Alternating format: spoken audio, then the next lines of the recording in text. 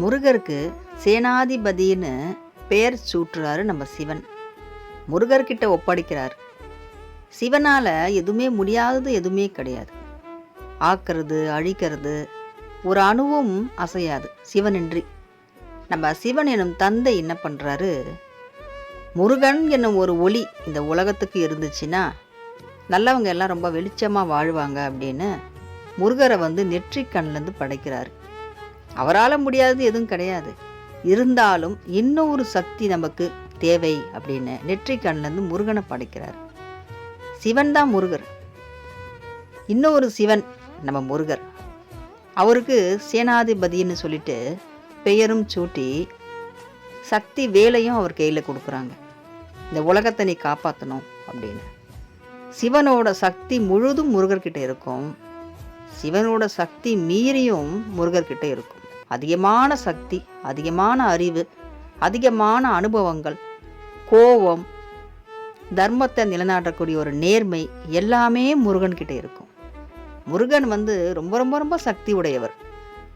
அவரை வணங்குறவங்க, முருகனை வணங்குறவங்க, அவங்களுக்கு ஏதாவது ஒரு கெடுதல் மற்றவங்க நினச்சாங்கன்னா அவங்களுடைய குலத்தையே அழிக்கக்கூடியவர் தான் முருகர். முருகனை நம்ம ஐயான்னு அவரை நம்ம காலடியில் இருக்கும்போது நமக்கு எந்த கெடுதல் வந்தாலும், யார் நமக்கு எந்த கெடுதல் செஞ்சாலும் அது திருப்பி அவங்கக்கிட்டேயே அனுப்பிடுவார்கள். அவங்கக்கிட்டேயே போ, என்னோட பக்தர்களை நீ தொடக்கூடாது, என் பக்தர்கிட்ட நீ கிட்டேயே வரக்கூடாது, என்னுடைய அனுமதி இல்லாமல் என் பக்தர்களை எதுவுமே அணுகக்கூடாதுன்னு சொல்லிட்டு ஒரு உத்தரவு போட்டுருவார். அவர் ஆட்சி நம்மக்கிட்ட நடக்கும்.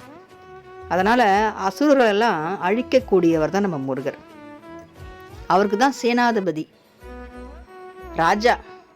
ராஜாவும் ராணியும் தான் உலகத்தந்தை, உலகத்தாய் தந்தை நமக்கு இருக்காங்க. சிவனும் சக்தியும் அவங்க எல்லா சக்தியும் அவங்கக்கிட்ட இருந்தும் முருகரை படைக்கிறாங்க. முருகன்கிட்ட அந்த சக்தியும் அவங்க கொடுக்குறாங்க. முருகன் ஒரு குழந்தை, எல்லா உலகத்துக்கே தந்தையாக இருக்கார். இன்னைக்கு அப்பா முருகான்னு வணங்காதவங்க யாருமே இல்லை.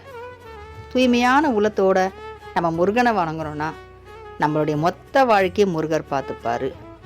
நமக்கு கெடுதல் நினைக்கிறவங்கள அவங்களுக்கு குலமே நாசமாயிடும்.